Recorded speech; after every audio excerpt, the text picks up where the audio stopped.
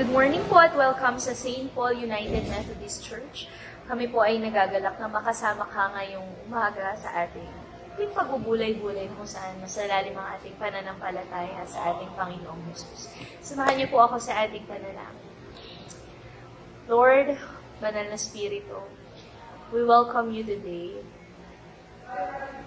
I pray na hayaan mo ang mga puso namin na maging gutom at uhaw sa iyo. I pray, Lord, alisin mo any barriers right now, kundi maging focus kami sa mensahe mo. We thank you at excited kami sa i-reveal mo sa amin ngayong umaga. In Jesus' name we pray. Amen. Ang ating pong teksto ay matatagpuan sa unang Korinto, chapter 1, verses 18 to 31. Basahin ko po ito sa ang salita ng Diyos or sa Tagalog. Si Kristo ang karunungan at kapangyarihan ng Diyos. Sapagkat ang salita patungkol sa krus ay kamangmangan sa mga napapahamak, ngunit sa atin na nailigtas, ito ay kapangyarihan ng Diyos. Ito ay sapagkat nasusulat, sisirain ko ang karunungan ng marurunong at pawawalang kabuluhan ang talino ng matatalino. Nasaan ang marunong? Nasaan ang guro ng kautusan? Nasaan ang nakikipagtalo ng kapanahunang ito? Hindi ba ang karunungan ng sanlibutang ito ay ginawa ng Diyos sa kamangmangan? Ito ay sapagkat sa karunungan ng Diyos, ang sanlibutan ay hindi nakakakilala sa Diyos sa pamamagitan ng kanilang karunungan. Dahil dito, ikinalugod ng Diyos na iligtas sila na sumasampalataya sa pamamagitan ng kamangmangan ng pangangaral. Ang mga Hudyo ay humihingi ng tanda, at ang mga Griego ay naghahanap ng karunungan. Ang aming ipinangangaral ay si Kristo na ipinako sa krus. Sa mga Hudyo, siya ay katitisuran. Sa mga Griego, siya ay kamangmangan. Sa mga tinawag, Hudyo at Griego, siya ay Kristo na siyang kapangyarihan ng Diyos at karunungan ng Diyos. Ito ay sapagkat ang kamangmangan ng Diyos ay higit sa karunungan ng tao, at ang kahinaan ng Diyos ay higit sa kalakasan ng tao. Sapagkat nakita ninyo ang inyong pagkatawag, mga kapatid, iilan lang ang matatalino ayon sa laman, iilan lang ang makapangyarihan, iilan lang ang maharlika na tinawag. Subalit pinili ng Diyos ang kamangmangan ng sanlibutan upang ipahiya ang marunong. Pinili niya ang mga mahihina ng sanlibutan upang ipahiya ang mga malalakas. Pinili ng Diyos ang mga mabababa sa sanlibutan at mga hinamak at mga bagay na walang halaga upang mapawalang halaga ang mga bagay na itinuturing na mahalaga. Ginawa niya ito upang walang sino man ang makapagmalaki sa harap niya. Dahil sa Kanya, kayo ay na kay Kristo Jesus.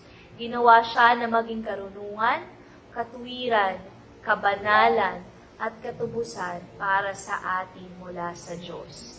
Ito ay upang matupad ang sinaisusulat. Siya na nagmamalaki, magmamalaki siya sa Panginoon. Or sabi sa English, therefore as it is written, let the one who boasts in the Lord. Kaya niyo po na ang title ng ating devotion is, When Faith Doesn't Make Sense. When Faith doesn't make sense. Just a short background, ang Corinth po, yun, Corinthians, ang Corinth po, siya ay powerful city. Siya po ay sentro ng komersyo. Siya ay center ng trade and influence. Mayaman ang mga taong nandito, pero ito din po ay place ng loose morals, sexual immorality, confusion, naguguluhan sila. Dahil highly urbanized po itong Corinth, parang lahat ng bagay ay permissible. Let's say, parang westernized country sila, di ba? Doon, okay ang abortion, okay ang drugs, okay. Allowed ang lahat, halos. On top of that, may mga false teachers din po na nag-i-spread ng message na kung saan si Jesus daw po ay hindi totoong nabuhay muli. So, nung nagsulat po itong si Apostle Paul sa mga Corinthians, hindi po niya kausap ay mga ignoranteng tao. Siya ay Siya ay nakikipag-usap sa mga educated na tao, mga mayayamang tao, mga influential na tao. Sila yung mga tao na feeling nila, they have life figured out. Nagets na nila ang buhay, marunong, matalino. Pero alam niyo, sabi doon, di ba? Sa English, the Jews wanted proof, sabi, the Jews wanted proof sa verse 22. Sabi niya, Jews demanded signs. Gusto ng mga Hudyo, ng mga kalahi ni Jesus is, gusto namin ng pruweba. Gusto namin ng sign. Pero itong mga Greeks naman, itong mga taga-Corinth, itong mga hindi Jews, ang gusto nila wisdom. Ang gusto nila logic. But Paul says, God chose the cross. Yung krus ang gustong ibigay na mensahe sa atin ng Panginoon. A resurrected Christ didn't make sense to them. Si Jesus, namatay, tapos nabuhay muli. Ano nangyari yun? Honestly, sa ibang tao, hindi rin siya nag-make sense. Hindi rin niya iintindihan ng mga tao yun. Hindi matanggap ng mga taong, yung Diyos, magiging tao, tapos mamamatay para sa kasalanan ng mga tao. Ano yung mga hard questions na na-encounter ninyo? Di ba nga, ang hirap sagutin nga naman? Pwedeng sabihin na, may mga nagtanong na ba sa inyo na totoo ba ang Diyos? Ako po bilang isang teacher sa public school, ang daming estudyante, naging struggle sila with that. Totoo ba ang Diyos? Kung powerful si God, ma'am, bakit kailangan niyang mamatay sa krus para i-save yung humanity? Hindi ba pwede mag-snap na lang siya? Okay, save na tayong lahat. Bakit kailangan ng bakit kung mabuti ang Diyos, bakit hindi maganda yung nakikita ko sa paligid? Bakit may mga masasamang nangyayari sa mabubuting tao? Sabi ng isang preacher, tinanong daw siya, can you prove that God exists? Pwede mo bang patunayan na ang Diyos ay totoo? Alam niyo, sabi ng preacher, hindi. I cannot put God in a test tube. Hindi naman pala kasi God na pwede kong i-dissect at malaman anong nangyari, ano yung itsura. Hindi. You cannot reduce God to an experiment. Sabi ng isang preacher, Pastor Vlad Sobchak, sabi niya, if you can fully understand God, then He is no longer God. Paano siya naging Diyos kung gets na gets mo siya? Kung nauunawaan mo lahat ng bagay, edi ikaw na yung Diyos, hindi na siya. Anong sabi ni Propeta Isaiah sa atin? My thoughts are not your thoughts, neither are your ways my ways. Sabi niya ni God, His ways are higher than our ways, and His thoughts are not our thoughts. Diba? So, ito yung tanong natin sa bawat isa mga kapatid. Ano yung mga tanong sa isip mo ngayon na nakikipag-wrestling ka, nakikipag-battle ka? Maaaring tinatanong mo, bakit nangyari yun, Lord? Bakit hinayaan mong mangyari yun, Panginoon? Or, Lord, nasaan ka sa suffering ko? Nasaan ka sa mga painful na experience ko? Lord, may pakialam ka ba talaga sa akin? Lord, yung buhay ko ba ay may purpose ba talaga? Bakit tahimik ka, Panginoon, ngayon na nahihirapan ako? If you ever ask those questions, hindi ka mahina. You're just human. You are just human. So, anong gagawin natin when faith doesn't make sense? Number 1, very quick lang po ito. Stop. Sabihin mo, stop. Okay? Stop letting emotions drive your life. Totoo yung emotions, totoo yung nalulungkot ka, totoo yung masaya ka, totoo yung nahihirapan ka, totoo yung umiiyak ka. Pain is real. Grief is real. Namatayan ka, totoo yun, masakit. Pero hindi mo pwedeng hayaan yung emotions mo yung mag-lead sa decisions mo. Yes, you have to validate, acknowledge, and process your emotion. Pero hindi mo pwedeng gawing leader ang emotions mo. When you are tired, wounded, nasa crisis ka, yung feelings mo parang sumisigaw sa dibdib mo, no? Parang ang lakas-lakas nung anxiety, ang lakas-lakas nung suicidal tendencies mo, ang lakas-lakas nung mga depressive thoughts mo. Pero, they don't speak the truth. The Bible speaks the truth. Jesus speaks the truth. But your feelings doesn't necessarily mean it is the truth. Kung yung feelings mo yung magde-decide sa direction mo, mas lalo kang ilulugmok yan sa despair, mas lalong ilulugmok ka yan sa addiction, mas lalong ilulugmok ka yan sa kalungkutan. Yes, validate your emotions, but don't let your emotions decide your future. That's the first point. Number 2, hold on to faith. Sabihin mo, hold on. Kapit. Kapit ka. Sabi nung Hebrews, faith is the assurance of things hoped for. Ano yung mga bagay na hino-hope mo ngayon? If you are hoping for healing, you have to believe that God is already healing too. If you are praying for provision, you have to trust that God will multiply what you steward. If you are asking for restoration, you have to believe that God rebuilds even yung mga bagay na parang hopeless. Kasi mawawalan ng meaning, mawawalan ng essence yung faith kung lagi kang nanghihingi ng physical proof. If you only believe because you see it, hindi yun faith. That's sight. At anong sabi ni Bible? We live by feelings ba? No, sabi we live by faith and not by sight. That's number 2. You hold on to your faith.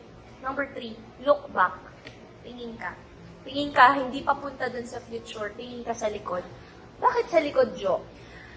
So, tingin mo ba talagang ngayon ka pa i-fail ni God? So, tingin mo ba ngayon ka pa talaga iiwan ni God?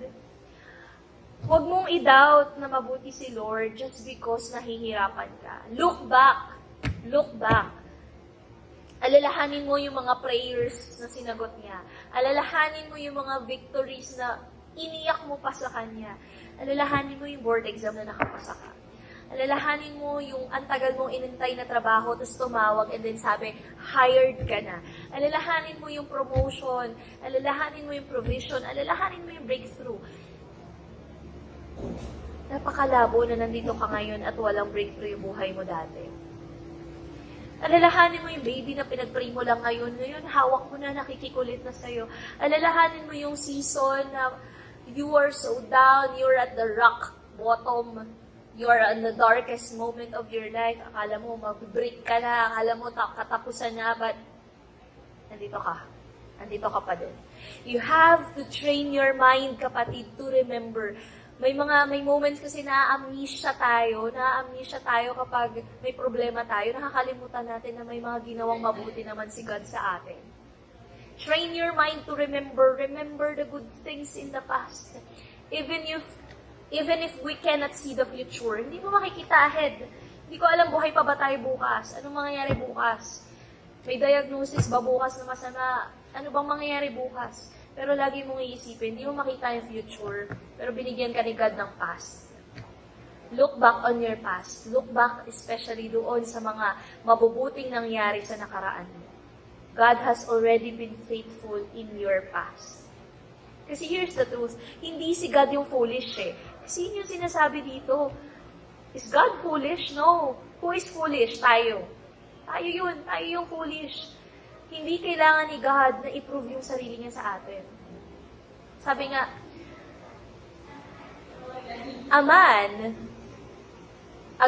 God without man. Ang Diyos na walang tao is still God. Hindi ka bawasan sa Kanya kung nandito tayo o wala tayo. But a man without God is nothing. Nothing. You are nothing without God. God doesn't need to prove Himself again to you, kapatid, kasi He already did. Kailan pinatunayan ni God yun? He proved His existence by coming down from heaven. Jesus, diba? The Word that became flesh. The bread of heaven. Who came para isatisfy yung hunger ng hearts natin. If you're still asking, mahal ba ako ni God? Ano pa bang proof gusto mo? He came to serve. Hinayaan niyang imak siya ng tao, duraan siya, yurakan siya. He was even crucified on a cross. He died on a criminal's death so you wouldn't spend eternity na nahihirapan. Heaven or hell lang yan. There's no in between. Jesus died so you could be free. Alam mo ba yon? Free from addiction, free from your negativities, free from sickness. He died so you could be free. He died so you could be healed. He died so you could be restored. And there was a moment, you remember it, na parang desperada ka na, humahawak ka na lang lahat na gawa mo na, pero na lang ito, yung humawak sa Panginoon. You were praying, you were begging for God na tulungan ka niya, and then, parang may hangin, parang may still, small voice, may tinig sa puso mo, hindi mo naririnig siya by your ears, narinig mo siya sa puso mo. Nagkaroon ka ng peace, ng kapayapaan. Nagkaroon ka ng lakas na parang feeling mo naman mahinang-mahina ka na noon, ubus na ubus ka. Alam niyo, that's the Holy Spirit. Alam niyo po, habang ginagawa ko tong devotion na to, nag-speak din ng Lord sa akin. I realized something. Kung hindi enough si Jesus Christ na napako sa krus para maniwala ka, then, sorry, wala nang iba. Nothing else will ever be enough. If a crucified Christ is not enough for you to believe, then nothing else will ever be. Kasi yun na yung sum up. Yun na yung sum up ng existence, ng love, ng unconditional love, yung agape na tinatawag natin. Ando doon na sa cross. Ngayon, kung hindi ka pa rin mabago ng cross, wala ka pa rin nararamdaman na redemption, wala kang nararamdaman na pagsisisi, sorry. Kailangan mong bumalik sa Lord. The cross is not foolishness. It is the wisdom of God. And today, tinatawag ka ni God. Tinatawag ka ni Lord. Hindi para intindihin lahat. Hindi para mag-make sense lahat. Hindi para mag-gets mo, ba't nangyari to, ba't nangyari yun. But God is calling you to come home. So maybe today, we don't have all the answers. May mga tanong ka pa rin na hindi mo na-resolve. May pain pa rin na hindi naman agad-agad nawawala. May situation ka na andyan pa rin. Hindi naman na iba. But hear this, faith was never about having everything figured out. Nagsisimula yung faith kapag tayo ay nag-choose na mag-trust kay God even if hindi natin naiintindihan. The cross reminds us that God is not distant from suffering. He stepped into it nga eh. He carried the cross nga eh. He absorbed it, bawat hagupit. Because God wants to tell you, hindi mo kailangan mag-isa. Right now, God is not asking you to be strong. He's not asking you to be perfect. Kasi hindi naman tayo magiging perfect. At hindi rin hinihingi ni God na maintindihan. Pero gusto ni God, umuwi ka ulit sa Kanya. If you're tired, you come. If you're confused, you come. Galit ka, broken, doubtful, numb. Diba nga sa Bible, demon-possessed. Anong ginawa niya? Nagpatira pa siya doon sa paa ni Jesus. That's what it takes, di ba? You bring your demons to God. You bring your demons to Jesus. You don't need fancy words. Hindi mo kailangan ng mahabang prayer, ng bonggang-bonggang prayer. Hindi mo rin kailangan linisin yung sarili mo kasi si Lord ang maglilinis sa'yo. So, wherever you're right now, nasan ka man ngayon, naririnig mo to, pause with me for a moment. Sabay-sabay tayong mag-pause, mag-pray. Kung kaya mong pumikit ngayon, and then, hawakan mo yung puso mo. And then, let's pray together. Let us pray, Lord, salamat sa mensahe mo. Salamat kay Apostle Paul, Panginoon. Isipin mo na yun bilang mula sa isang pumapatay ng Kristiyano, isa siya sa mga nakaka-amaze, nakaka-bless na buhay sa Bible. Na kung saan, Panginoon, binago mo siya at tinulungan mo siya at siya din ay ginamit mo upang mabago yung maraming buhay. Lord, maraming katanungan yung mga nakikinig ngayon, Panginoon. Maaaring hindi nila alam yung sagot doon. Pero Lord, sabi mo nga, hindi kailangan ma-figure out namin lahat. But we have to trust you na hindi mo kami pababayaan right at this moment. So Lord, I pray for every families. I pray for the mental health, kung merong may depression, kung merong may sickness right now, kung merong may mga anxiety, kung merong burdens, kung meron dito, Panginoon, confused, kung meron, Panginoon, cold, nanlalamig, Panginoon, ng puso, Lord, painitin mo to. Kaya ano, Panginoon, na maramdaman nila yung pagmamahal mo sa pagtitig nila sa krus. The cross is the sum up, Panginoon, ng pagmamahal mo sa amin. And I pray, Lord God, hindi kami maging katulad ng mga tao sa Corinto, Lord God, na nagda-doubt, nag-iisip, pero Lord, maging sigurado kami Like, kami ay mahal mo at ikaw ay may purpose at may plano sa buhay namin. Nawa, Panginoon, makita namin na ikaw ay Diyos na mabuti kahit hindi mabuti yung nakikita namin sa paligid. And I also pray, Lord God, na patuloy ka mag-speak sa buhay ng bawat isa. Mangusap ka sa mga panaginip nila, sa mga prayers, sa devotion nila, Lord God, sa pag-open nila ng Bible. I know, Lord, minsan gusto namin patunayan mo yung sarili mo sa amin. Pero, Panginoon, patawarin mo kami sa audacity, Panginoon. Kasi, Lord, you have given everything. You have proved yourself to us. But right now, Lord, ang ina-ask mo sa amin is faith. Faith. Faith. We thank you, Lord, at binabalik namin ang buhay namin sa inyo. In Jesus' name I pray.